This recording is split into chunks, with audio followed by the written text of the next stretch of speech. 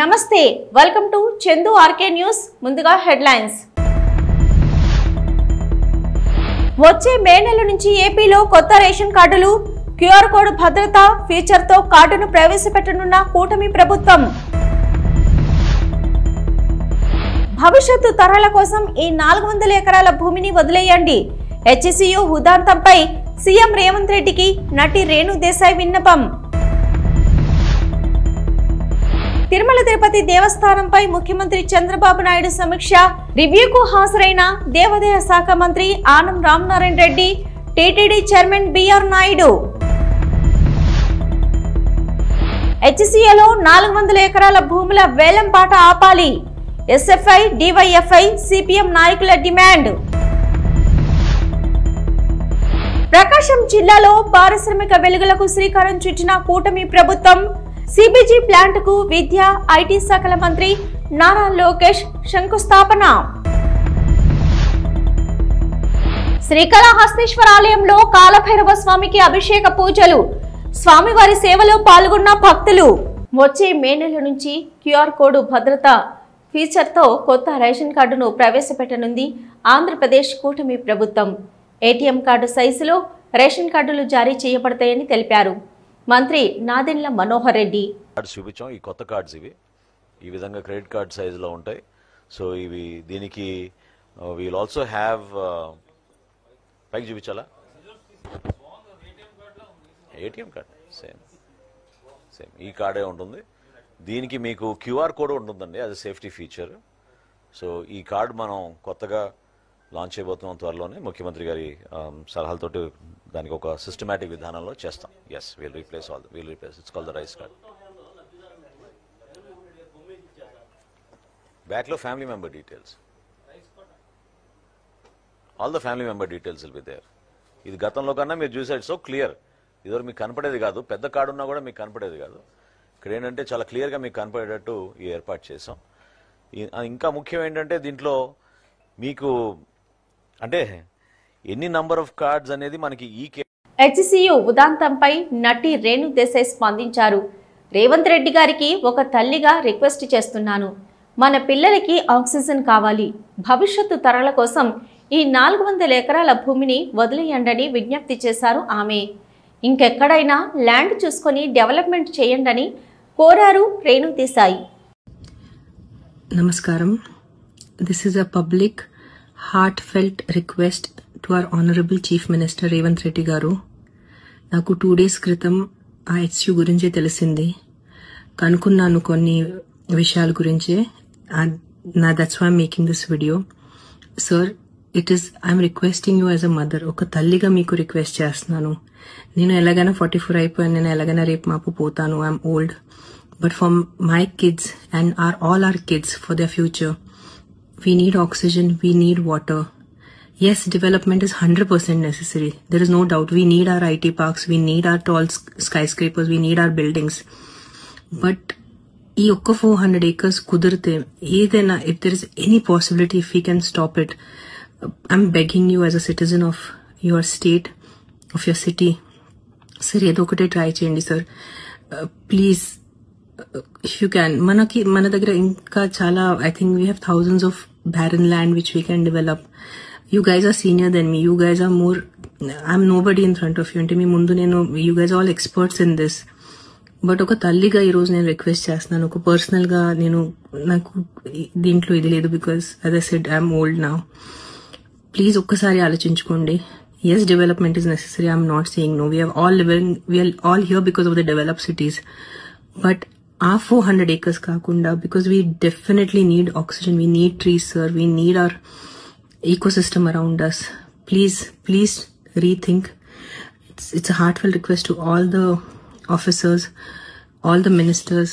As a mother, I'm requesting you, please try to rethink this. If it is possible, it would be a great huge help, and it's like we'll have a lot of gratitude for you, sir. Thank you. సచివాలయంలో తిరుమల తిరుపతి దేవస్థానంపై ముఖ్యమంత్రి చంద్రబాబు నాయుడు సమీక్ష జరిపారు. రివ్యూకు దేవాదాయ శాఖ మంత్రి Anam Ramanarayana Reddy, TTD chairman BR Naidu, EO J Shyamalarao, additional EO Venkaiah Chowdary, chief vigilance అధికారి తిరుపతి జిల్లా SP Harshavardhan రాజు, TTD అధికారులు తదితరులు హాజరయ్యారు.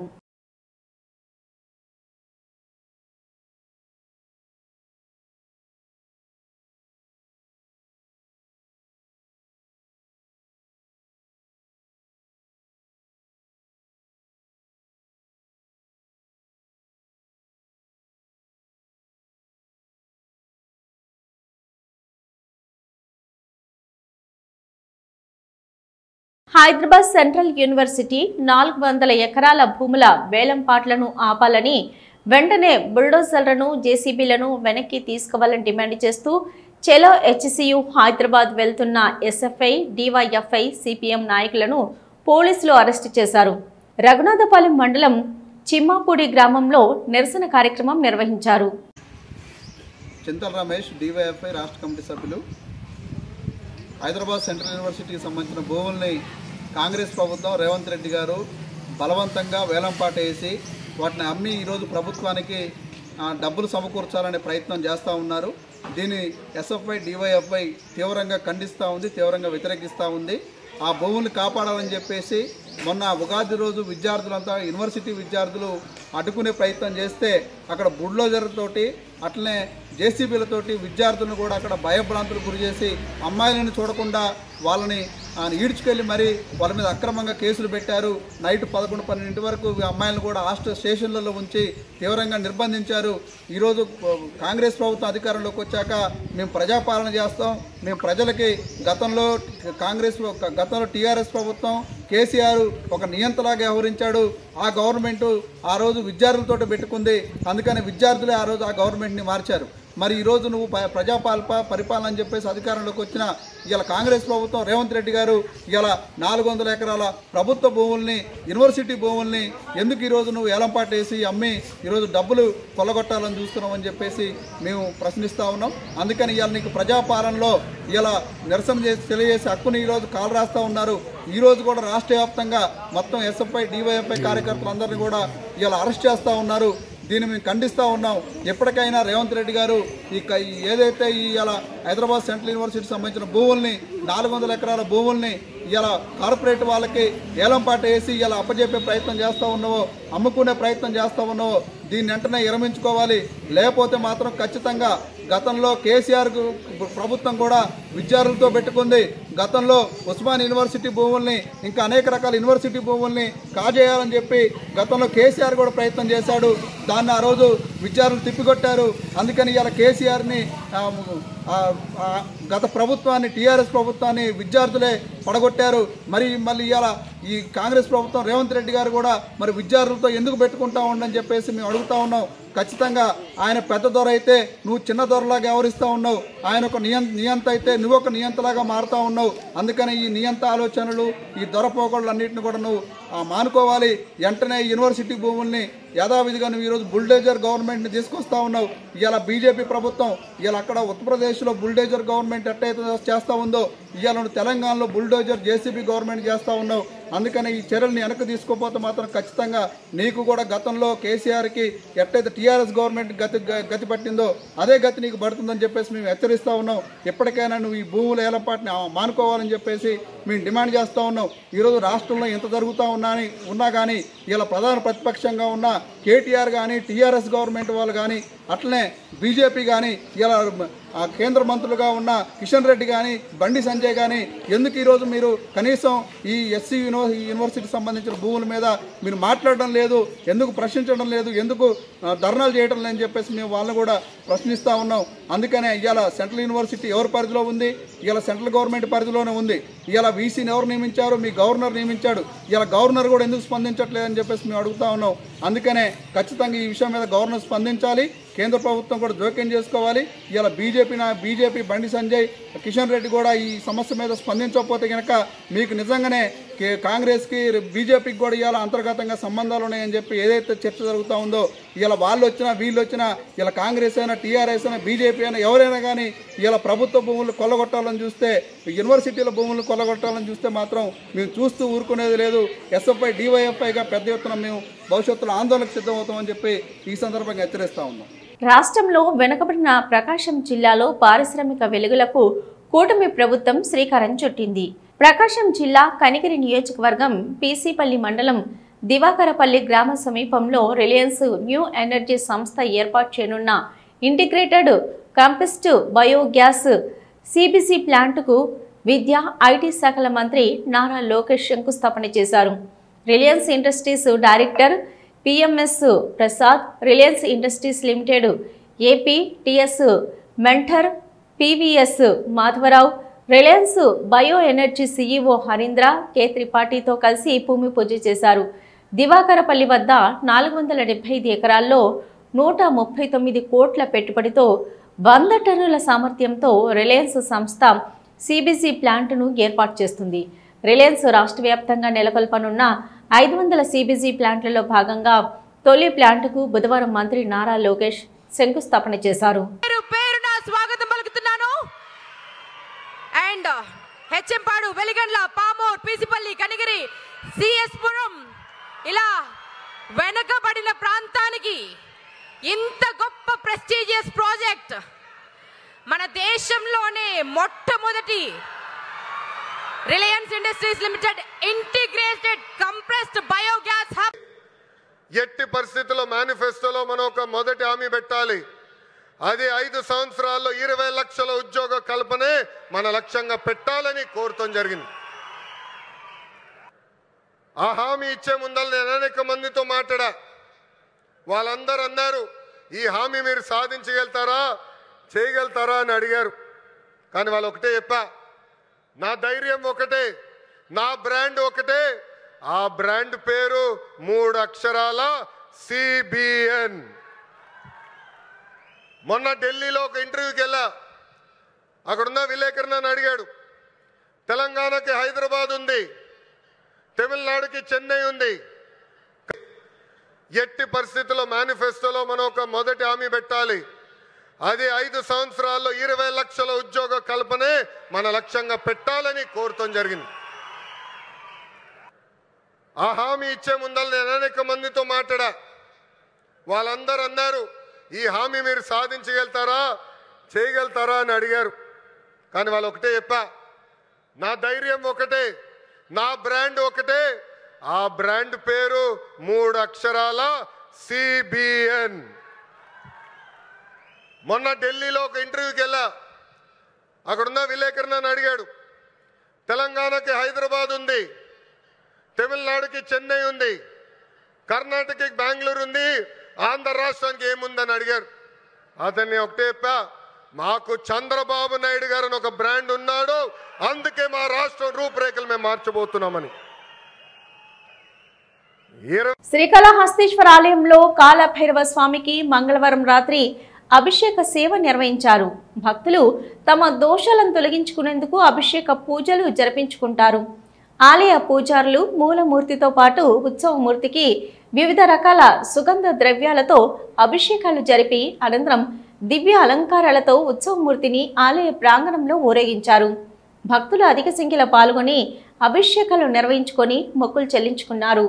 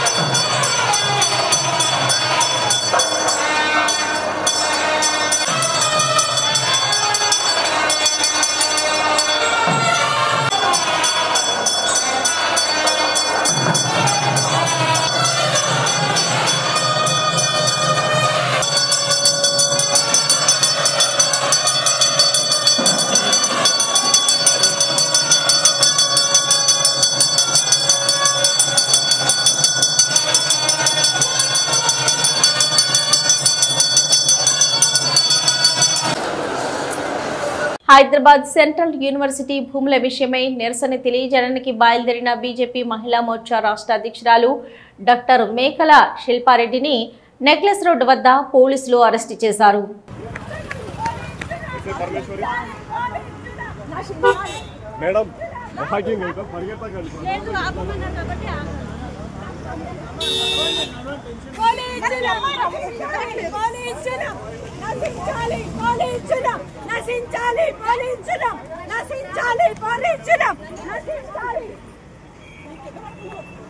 Revanth Reddy down down, chief minister down down, దోసుకుంటున్నాడు హైదరాబాద్ అంతా.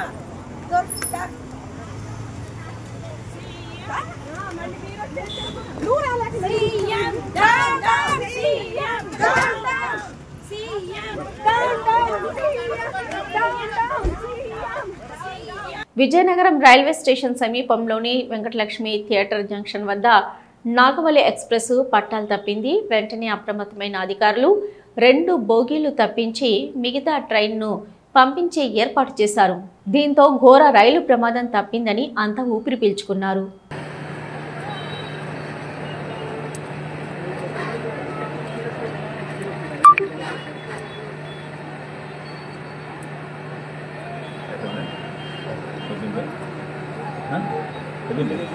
విజయవాడ క్యాంప్ కార్యాలయంలో హంద్రీనివా ప్రాజెక్టు పనుల పురోగతిపై మంత్రి నిమ్మల రామానాయుడు వీడియో కాన్ఫరెన్స్ నిర్వహించారు.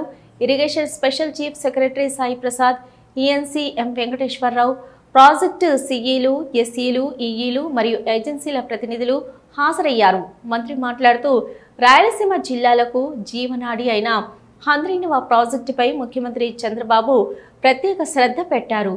ఏడాది బడ్జెట్లో అత్యధికంగా హంద్రీనివాకు 3,243 కోట్లు చంద్రబాబు కేటాయించారు. హంద్రీనివా పాపానికి జాప్యానికి రాయలసీమ బిడ్డనని చెప్పుకునే జగనే కారణం. 2014-19 టీడీపీ పాలనలో హంద్రీనివాకు 4,000 కోట్లు ఖర్చు పెడితే వైసీపీ పాలనలో కేవలం 500 కోట్లు మాత్రమే ఖర్చు పెట్టారు. గత ప్రభుత్వం హంద్రీనివా కరెంటు బిల్లులు కూడా చెల్లించకుండా బకాయిలు పెట్టిందని అన్నారు.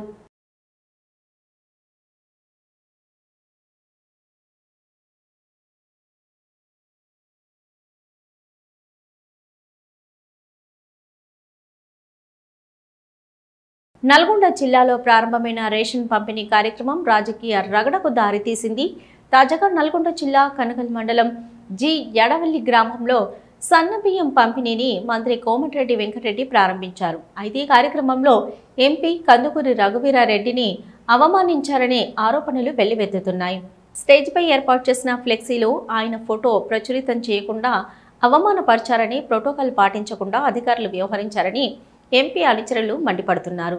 ఈ వ్యవహారము నల్గొండ జిల్లా రాజకీయాల్లో కొత్త చిచ్చు రేపింది. ప్రస్తుతం ఈ వ్యవహారం నల్గొండ జిల్లా రాజకీయాల్లో తీవ్ర చర్చనీయాంశంగా మారింది. జానారెడ్డి వర్సెస్ కోమటిరెడ్డి రాజకీయ సమీకరణాలు ఈ వివాదానికి ఆజ్యం పోస్తున్నాయని రాజకీయ విశ్లేషకులు భావిస్తున్నారు. మన ప్రజా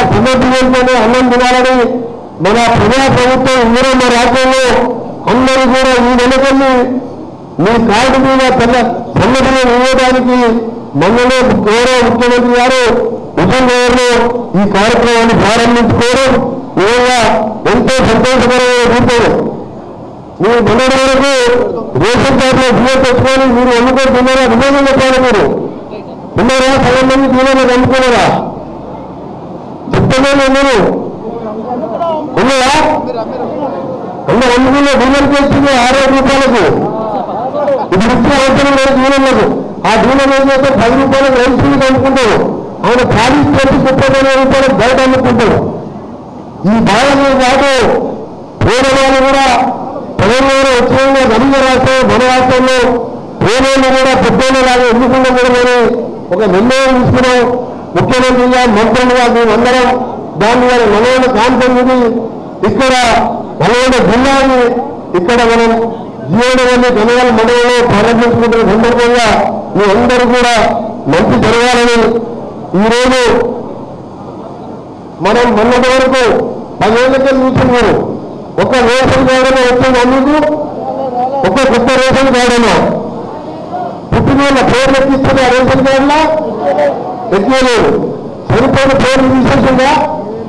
కానీ మనం మొన్ననే 20 లక్షల మంది కొత్త పేర్లు నమోదు చేస్తాం. తెలంగాణ మొత్తంగా 2,80 లక్షల మంది నుంచి ఇలా 3,10 లక్షల మందికి రేషన్ బియ్యంతో పాటు ఇతర సరుకులు కూడా అందియాలని ఆలోచనతో 10 ఏళ్ళు సాధించిన పెద్దలు ఒక 49,000 కార్డు మాత్రమే ఇవ్వడం జరిగింది. మనం 15 నెలల్లోనే 20 లక్షల కార్డులు ఇచ్చినాం. మనం కార్డులతో పాటు మీకు రేషన్ మాత్రం 5 లక్షల రూపాయలతో ఇల్లు కూడా రాబోతున్నాం. మనం గతంలో జీవనవల్లిలో ఎన్ని నటిస్తున్నాం చెప్పండి. మీ ఊళ్ళో వెనకరెడ్డి గారు ఎన్ని నటిస్తున్నాం మీ ఊళ్ళో? అప్పుడు మనం కట్టించే 500 ఇల్లు 20 ఏళ్ళ కింద 1,00,000 రూపాయలు అంటే 500 ఇల్లు మీ ఊళ్ళో కట్టించి దగ్గర ఉండి అన్ని కాలనీలో నేనే ముగ్గు వేయించి 5 లక్షలు. అప్పుడు 1,00,000 అంటే 20 ఏళ్ళ కింద 1,00,000 అంటే ఇలా 10 లక్షలతో సమానం. ఇప్పుడు మళ్ళా 5 లక్షల రూపాయలతో మళ్ళా మన ఇండియాలో ఇల్లేస్తున్నాం. చరిత్రలో ఉంచితే ఈ యొక్క కార్యక్రమం ఇవాళ మీరెవరు బియ్యం వండుకోకుండా మీరు మంచిగా ఎవరికి అమ్మకుండా తినే ఒక చారిత్రకమైన అదొక పథకం కాదు. అది ప్రభుత్వ పథకం కాదు. అది నిరుపేదల కోసం ఆత్మగౌరవ పథకం. నిరుపేదలు కూడా ధనవంతులాగా మంచిగా కడుపు నిండా మంచం తినాలని ఒక ఆత్మగౌరవ పథకం అని చెప్తాం. మీరు ఎవరైనా సరే పేదవాడు గుర్తులో ఉన్నా గుర్తు లేకుండా చెట్టు కింద పడుకునే గుర్తించాలి. మన పార్టీ ఉంది అని చెప్పి ఎందుకంటే వాళ్ళు దళితులు ఇచ్చుకున్నట్టు వాళ్ళ కార్యకర్తలు జీవితం మన వాటిలో కానీ వేరే పార్టీలో ఉన్నా పేదవాడికి ఇచ్చినప్పుడే నిజంగా అది నిజమైన పేదల ప్రభుత్వం. ఇవి ఇప్పటి వరకున్న అప్డేట్స్. మరో బులెటిన్తో మళ్ళీ కలుద్దాం.